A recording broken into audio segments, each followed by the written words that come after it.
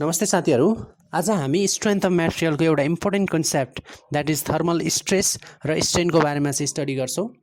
र चाहिँ thermal stresses र स्ट्रेनहरू इन्ड्युस हुँदाखेरि र त्यसको सपोर्ट कन्डिसनमा चाहिँ कस्तो इम्प्याक्ट पर्दो रहेछ भनेर चाहिँ हामीले आजको क्लासमा चाहिँ हेर्छौँ। So please watch the complete video and do not forget to like share and subscribe this video as well. So let us get into this. तपाईहरुको कुन अवस्थामा चाहिँ थर्मल स्ट्रेस र चाहिँ कुन अवस्थामा चाहिँ थर्मल स्ट्रेनहरू चाहिँ कुनै म्याटेरियलमा चाहिँ एक्जिस्ट हुन्छ त्यो चाहिँ आजको चाहिँ लेक्चरमा चाहिँ हामी हेर्नेछौँ।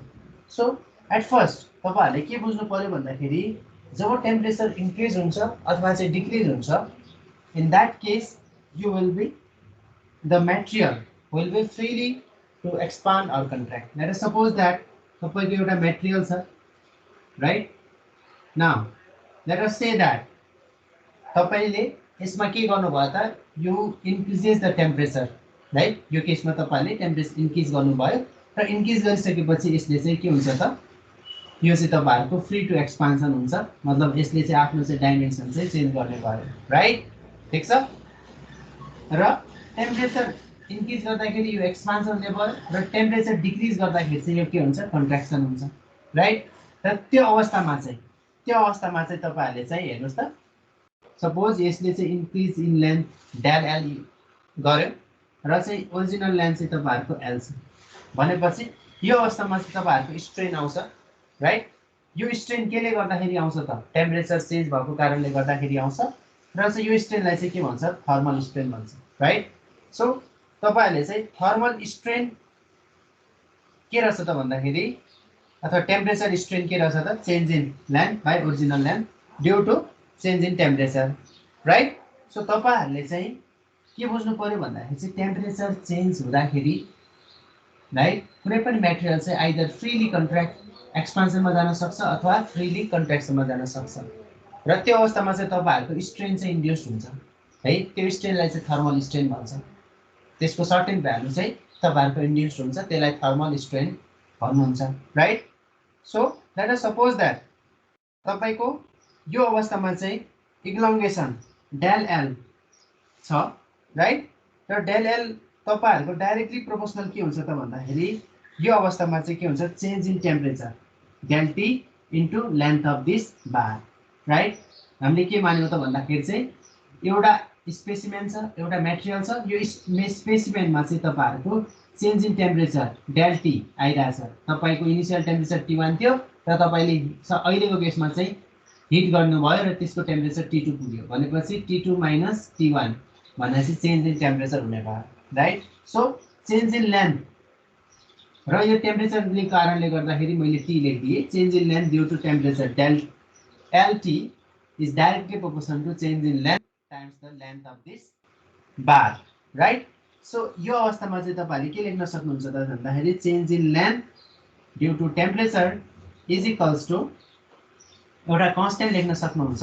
यो कन्स्टेन्टको नाम अल्फा नै हो, del T into L, right? Where यो अल्फा भने चाहिँ के हो त भन्दाखेरि coefficient of thermal expansion, coefficient of thermal expansion, coefficient of thermal expansion, right? This alpha is known as coefficient of thermal expansion. र तपाईको थर्मल स्ट्रेन यो अवस्थामा चाहिँ थर्मल स्ट्रेन आउँछ र चाहिँ तपाईहरुले अब के भन्न सक्नुहुन्छ त भन्दाखेरि तपाईले थर्मल स्ट्रेनको भ्यालु कति हुन्छ त, थर्मल अथवा टेम्परेचर स्ट्रेनको भ्यालु, थर्मल स्ट्रेनको भ्यालु जब चाहिँ तपाईको एउटा बडी चाहिँ फ्रीली एक्सपान्सनमा गइराछ अथवा कन्ट्र्याक्सनमा गइराछ र यो केसमा चाहिँ फ्रीली एक्सपान्सनमा गइराछ र यो अवस्थामा चाहिँ थर्मल स्ट्रेनको भ्यालु के हुन्छ त भन्दाखेरि change in length due to temperature divided by original length. Now say यो अवस्थामा चाहिँ के छ त तपाईहरुको change in length due to temperature कति छ त, alpha del T into L divided by L. So alpha del T, so alpha del T will be the change in thermal strain. तपाईको थर्मल स्ट्रेनको चाहिँ भ्यालु चाहिँ alpha del T हुन्छ। Alpha भनेको चाहिँ कोएफिसिएन्ट अफ थर्मल एक्सपान्सन, त्यसको चाहिँ पर degree सेल्सियसमा चाहिँ यसको चाहिँ युनिट हुन्छ है, पर डिग्री सेल्सियस, पर डिग्री सेल्सियस यसको चाहिँ युनिट हुन्छ। सो अहिलेसम्म हामीले के पढ्यो भन्दाखेरि चाहिँ थर्मल स्ट्रेस को कुरा अहिलेसम्म गरेका छैनौँ, राइट? थर्मल स्ट्रेस प्रोड्युस भइरहेको छैन। तपाईको हेड दिनुभयो, हेड दिँदाखेरि चाहिँ के भयो त मेटेरियल चाहिँ फ्रीली एक्सपान्सनमा गयो अथवा कन्ट्र्याक्सनमा गयो। त्यो अवस्थामा चाहिँ चेन्ज चाहिँ लेन्थ चाहिँ इन्क्रिज भयो, लेन्थ इन्क्रिज अथवा डिक्रिज भयो। अहिलेको केसमा चाहिँ तपाईँको टेम्परेचर बढिरहेछ, लेन्थ इन्क्रिज भयो, राइट। कहिलेकाहीँ घट्न सक्छ, लेन्थ डिक्रिज कन्ट्र्याक्सनमा आउन सक्छ। र फ्रीली एक्सपान्सन भएको केसमा चाहिँ त्यहाँ चाहिँ थर्मल स्ट्रेनहरू चाहिँ डेभलप हुने भयो। र अहिलेसम्म यो अवस्थामा चाहिँ यो केसमा चाहिँ तपाईँको जुन थर्मल स्ट्रेसेस हुन्छ अहिले चाहिँ 0 छ, राइट। अब कुन अवस्थामा चाहिँ थर्मल स्ट्रेस आउँछ त त्यो चेक गरौँ हामी, right. Late us suppose that यो तपाईँको रड छ, ठिक छ। यो रडमा चाहिँ तपाईँको के छ भन्दाखेरि मैले के एजुम्सन गर्छु भन्दाखेरि यो रडलाई चाहिँ मैले अथवा मेटेरियललाई चाहिँ फिक्स गरिदिएँ, right. So I fix this material with the fix support. मैले फिक्स सपोर्ट यता त लगाएँ र चाहिँ यसलाई मैले के गरिदिएँ त, यसलाई मैले फिक्स।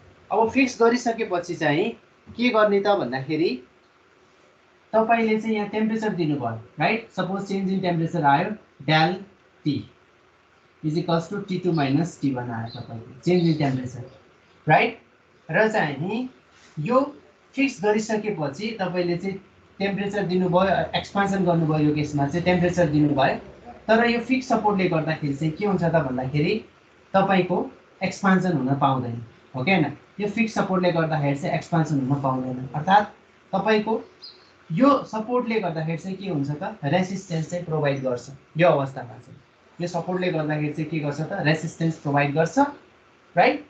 र चाहिँ थर्मल स्ट्रेसेस भने चाहिँ तपाईँहरूको के हो भन्दाखेरि चाहिँ त्यही तपाईँहरूको रेसिस्टेन्स कति प्रोभाइड गर्छ due to this condition when you put support while increasing the temperature. तपाईँले टेम्परेचर इन्क्रिज गर्दाखेरि चाहिँ के गर्नुभयो त भन्दाखेरि सपोर्ट अथवा चाहिँ रिस्ट्रेन प्रोभाइड गर्नुभयो। यो भने चाहिँ रिस्ट्रेन हो। यो रिस्ट्रेनले चाहिँ गर्दाखेरि के हुन्छ त भन्दाखेरि तपाईँको टेम्परेचर बढ्छ। यो मेटेरियलको प्रोपर्टी के हुन्छ त एक्सपान्सन हुन चाहिँ खोज्छ, तर चाहिँ तपाईँको सपोर्टले गर्दाखेरि चाहिँ यहाँ चाहिँ के दिन्छ त यो एक्सपान्सन हुन खोज्छ है, तर चाहिँ सपोर्टले गर्दाखेरि चाहिँ यहाँ चाहिँ कन्ट्र्याक्सन चाहिँ क्रिएट गरिदिन्छ, राइट। सो त्यो कन्ट्र्याक्सन क्रिएट गर्दाखेरि चाहिँ त्यो तपाईँको चाहिँ एउटा स्ट्रेस डेभलप हुन्छ। त्यसैको नाम चाहिँ के हो त थर्मल स्ट्रेस चाहिँ हो, राइट। र थर्मल स्ट्रेसको चाहिँ न्युमेरिकल भ्यालु रिड्युस गर्नलाई चाहिँ अथवा डिराइभ गर्नलाई चाहिँ हामीले के एजुम गर्छौँ भन्दाखेरि लेट अस सपोज द्याट तपाईँको यो सपोर्ट केस छ। यो सपोर्ट केसमा चाहिँ हामीले चाहिँ थर्मल स्ट्रेस डेभलप हुन्छ भन्यौँ। र थर्मल स्ट्रेस डिराइभ गर्दाखेरि चाहिँ के गर्छौँ भन्दाखेरि सपोज यो ए पोइन्ट छ अथवा बी ए सपोर्ट छ, बी सपोर्ट छ। अब हामी के गरिदिन्छौँ भन्दाखेरि let us suppose this rod छ, राइट, जस्ताको त्यस्तै छ। अब हामीले के एजुम गऱ्यौँ भन्दाखेरि फर्स्टमा चाहिँ ए जुन बी सपोर्ट छ त्यो बी सपोर्ट चाहिँ हामीले चाहिँ रिमुभ गरिदियौँ, राइट। सो हामीले चाहिँ के एजुम गऱ्यौँ भन्दाखेरि यो बी सपोर्ट चाहिँ छैन, फ्रिली एक्सपान्सन हुने केस चाहिँ एजुम गरिदियौँ। र यो बी सपोर्ट छैन भनेपछि के हुन्छ त यहाँ चाहिँ तपाईँहरूको यसरी एक्सपान्सनमा चाहिँ जान्छ, फ्री एक्सपान्सन चाहिँ त्यहाँ चाहिँ हुन्छ, फ्री एक्सपान्सन हुन्छ, राइट। जब सपोर्ट छैन भन्दाखेरि चाहिँ के हुन्छ तपाईँहरूको फ्री एक्सपान्ड हुन्छ। र चाहिँ डेल एल टी यसको चाहिँ सपोज इन्क्रिज इन लेन्थ भयो, right. Del L T with increase in length in this case, right. Fix support छ, फिक्स सपोर्टलाई चाहिँ हामीले एनालाइसिस गर्नलाई चाहिँ त्यसको थर्मल स्ट्रेस कसरी इन्ड्युस हुन्छ भनेर चाहिँ एनालाइसिस गर्नलाई चाहिँ एट फर्स्ट हामीले के एजुम गऱ्यौँ भन्दाखेरि चाहिँ यो फिक्स सपोर्ट छैन, राइट, ठिक छ। अब त्यसपछि हामी के गर्छौँ भन्दाखेरि के गर्छौँ त भन्दाखेरि अब यो तपाईँको फिक्स सपोर्ट यो छैन भन्दाखेरि एक्सपान्सन हुन्छ र यसको लेन्थ चाहिँ चेन्ज हुन्छ। यो लेन्थको जुन चेन्जको फेनोमेनन कसले चाहिँ तपाईँको चाहिँ रिस्ट्रेन गर्छ अथवा चाहिँ रोक्छ भनेपछि तपाईँको एउटा रिएक्सन फोर्स, यो रिएक्सन फोर्स सपोज अहिलेको केसमा चाहिँ आरबी मान्यो, राइट। अर्थात् के भयो भन्दाखेरि चाहिँ यसले चाहिँ एक्सपान्सन हुन खोज्यो, एक्सपान्सन हुन खोज्यो, हुन खोजेको केस चाहिँ फ्री एक्सपान्सन हामीले लेख्यौँ। र यो हुन खोजेको कुरालाई चाहिँ तपाईँको रिस्ट्रेन गरेको छ, यो हुन खोजेको कुराले चाहिँ रिस्ट्रेन गरेको छ कसले त reaction force at point B, right, reaction force at point B. त्यसैलाई चाहिँ हामीले के लेख्यौँ त आरबी लेख्यौँ, राइट। सपोज यो आरबीले चाहिँ कति चाहिँ रिएक्सन फोर्सले गर्दाखेरि कति चाहिँ इग्लोङ्गेसन चाहिँ रिस्ट्रेन गर्यो त भन्दाखेरि let us suppose that it be del L R, right. So यो डेल एल आर भनेर चाहिँ हामीले चेन्ज इन लेन्थ जुन चाहिँ रिस्टेन रिएक्सन एट बीले चाहिँ रिस्टेन गरेको चाहिँ लेन्थ हो, राइट। र यो लेन्थ डेल एल आर र डेल एल टी को लेन्थ चाहिँ इक्वल हुन्छ। बट तपाईँको जुन फ्री एक्सपेन्सन हुने केसमा चाहिँ यसको इन्क्रिज हुन खोज्छ, राइट। सो इन्क्रिज हुँदाखेरि एउटा डाइरेक्सन पोजिटिभ भयो भन्दाखेरि चाहिँ डेल एल आरको चाहिँ त्यही म्याग्निट्युड हुन्छ तर चाहिँ नेगेटिभ हुन्छ, हो कि होइन, right. So in this case what we can write is, now तपाईँहरूले चाहिँ अब के लेख्न सक्नुहुन्छ त भन्दाखेरि del L T due to temperature, change in length due to temperature in this free expansion case, you all know that तपाईँहरूको के हुन्छ त alpha del T into L हुन्छ, राइट। एन्ड तपाईँहरूको के हुन्छ त change in length due to this reaction अथवा due to this reaction at point B del L R is equals to तपाईँहरूको के हुन्छ त भन्दाखेरि हामीले चाहिँ एउटा मेम्बरको चाहिँ हो अलोङ दिस लङ्गिट्युडल एक्सिसमा चाहिँ तपाईँहरूको लोड लाग्दाखेरि चाहिँ त्यसको इलोङ्गेसन कति हुन्छ भनेर पढाएको थियो भन्दाखेरि चाहिँ पिएल बाई एई भनेर पढाएको थियो, राइट। सो अहिलेको केसमा चाहिँ तपाईँहरूको के हुन्छ त आरबी एल बाई एई हुन्छ, right. So RB L by AE चाहिँ के हुन्छ त भन्दाखेरि तपाईँहरूको elongation due to this reaction, right. Now तपाईँहरूको चाहिँ के लेख्न सक्नुहुन्छ त भन्दाखेरि in this case total elongation is equals to del L T due to temperature plus del L R due to this reaction, right. So is equals to 0। यो प्लस यो गर्दाखेरि त 0 हुन्छ because it is supported by this reactions or what we saw that because it is supported by तपाईको fix support, यो fix सपोर्टले त तपाईहरुको एक्सपेन्सन हुन दिदैन, right. So total length is equals to तपाईहरुको 0 हुन्छ, त्यो चाहिँ summation of del L due to temperature plus del L due to this reaction, right.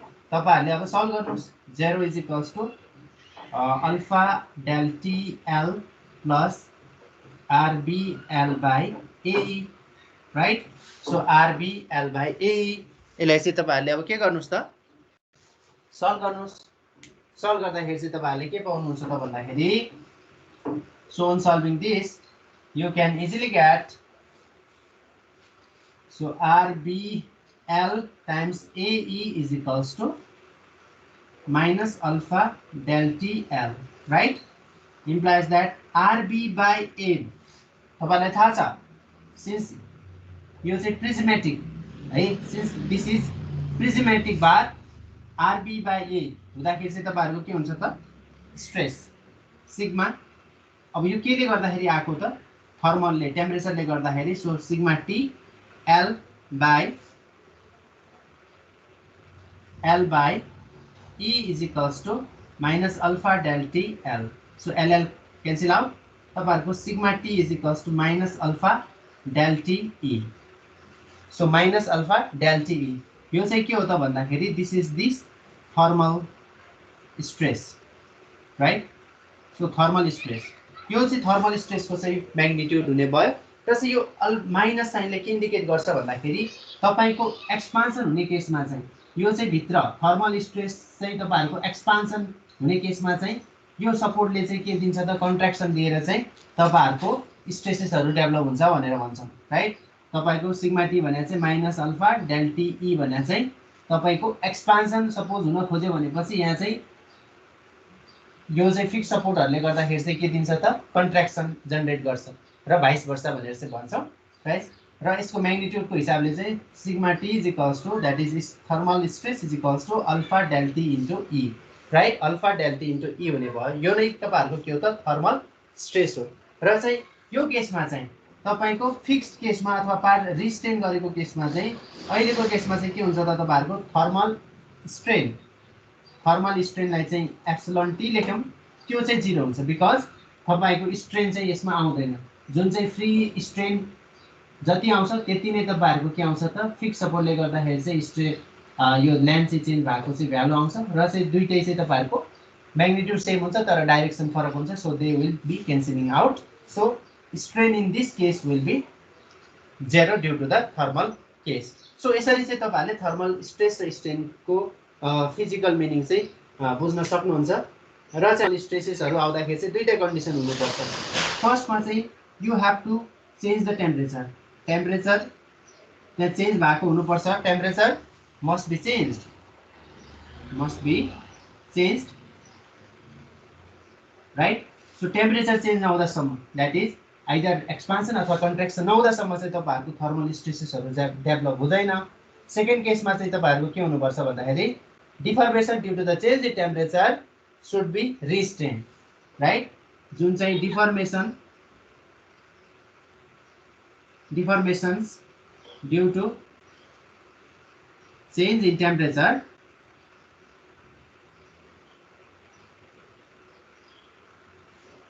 shall be restrained right, fully or partially। अर्थात् तपाईहरुको के हुनु पर्यो भन्दाखेरि चाहिँ टेम्परेचर चाहिँ चेन्ज हुनु पर्यो र चाहिँ यहाँ चाहिँ सपोर्ट चाहिँ तपाईहरुको रिस्ट्रेन चाहिँ हुनु पर्यो। आइदर फुल्ली हुनु पर्यो मतलब तपाईको डिफर्मेसन 0 भएको हुनु पर्यो अथवा पार्शियली पनि हुन सक्छ। पार्शियली भने चाहिँ there is certain allowable value right. Certain allowable value चाहिँ हुन सक्छ तर चाहिँ तपाईको फुल्ली अथवा पार्शियली चाहिँ रिस्ट्रेन भएको केसमा मात्र तपाईहरुको टेम्परेचर स्ट्रेसेसहरु चाहिँ डेभलप हुन्छ। जबसम्म चाहिँ यो कन्डिसन फुलफिल हुँदैन there will be sigma T is equals to 0 right. If this not be fulfilled दुईटा केस चाहिँ फुलफिल भएन भन्दाखेरि चाहिँ तपाईहरुको थर्मल स्ट्रेसेसहरु चाहिँ 0 हुन्छ राइट। ठीक छ। सो यसरी चाहिँ तपाईहरुले चाहिँ भन्न सक्नुहुन्छ थर्मल स्ट्रेसेस र थर्मल स्ट्रेनको चाहिँ